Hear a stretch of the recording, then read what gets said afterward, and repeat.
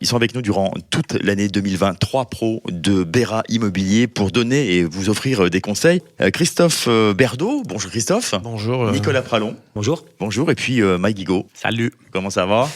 Ça va bien. Tout bien. Ça va. Là, j'ai une question. Apparemment, on vous a déjà bien écouté. Et puis, c'est bien analysé. En tous les cas, la question de la personne que j'ai là.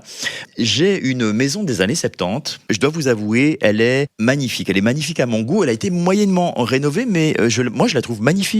Et à mon goût, par contre, j'ai une personne de ma famille que je ne nommerai pas. Je ne donne même pas le prénom de la personne ni d'où elle vit.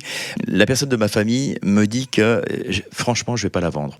Pour quelle raison, éventuellement? Qu'est-ce qu'il y aurait, Christophe? Alors, je vais essayer de répondre à cette personne sans essayer de vexer qui que ce soit. Oui, Alors, il n'y a pas de tort ou raison dans ce cas-là. Moi, ce que je dirais, c'est que quand les clients vont venir la visiter, c'est à votre goût, c'est le goût des années 70. C'est peut-être un jeune couple, il va tout de suite prévoir un budget rénovation, changement de cuisine, changement d'intérieur complet, il va négocier le prix immédiatement.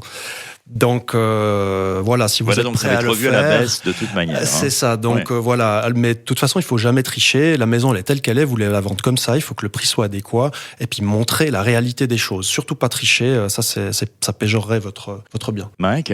Oui, on parle de votre goût. C'est clair que si c'est des goûts des années 70, avec peu de rénovation, des papiers peints, avec des jolies fleurs vertes ou des bros. C'était orange et brun. Orange, excusez-moi, ça c'était plutôt le vert, c'était plutôt dans les WC, fleurs de dans les lys, toilettes, avec des belles fleurs de lys dessus. Ça, c'était vraiment la mode des tendances. C'est clair que ça plaît pas forcément au jour d'aujourd'hui. Donc, c'est de nouveau des frais ou des choses que les gens vont peut-être faire attention. Nicolas? Ouais, je pense quand même qu'aujourd'hui, malgré tout, tous les jours, on a des objets comme ça qu'on rencontre, qu'on voit chez des amis, qu'on voit. Donc même. Ça, c'est des situations où vous vivez tous les trois, tous les jours, ou quasi, dans la vie. On les découvre tous les jours. On découvre des appartements. Après, je pense qu'avant même de vouloir réfléchir à se dire, on va sur le marché, on essaie de proposer cet objet.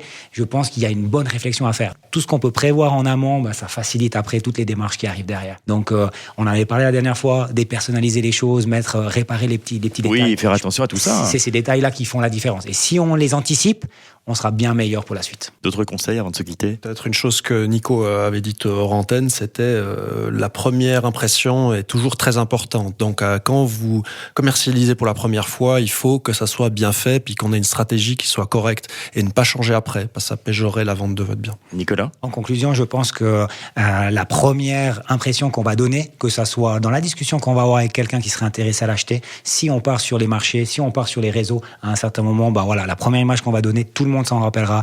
Il faut que ça soit la meilleure possible. Finalement, là, on est en train de résumer ce dont on a parlé, les trois premières séquences, finalement, si je comprends bien. Parce que si je reviens à ce qu'on disait au départ, c'est bien d'avoir quelqu'un, un testeur, en fait, avant, justement, de mettre son bien immobilier à la vente. Exactement, ça peut être une personne neutre, une personne autre que la famille, un ami ou un professionnel qui peut venir aussi vous conseiller et puis vous aider. Rapidement, Nicolas. Peut-être juste éviter la personne qui vous a aidé à faire ces choix-là. Vous êtes au taquet pour le mois de février? On se réjouit. Bon, et puis c'est spécialistes de l'immobilier de Bera Immobilier, Christophe Berdo, Nicolas Pralon et Mike Guigaud. On les retrouve justement la semaine prochaine. Bye tout le monde. À bientôt. Bye bye. Ciao.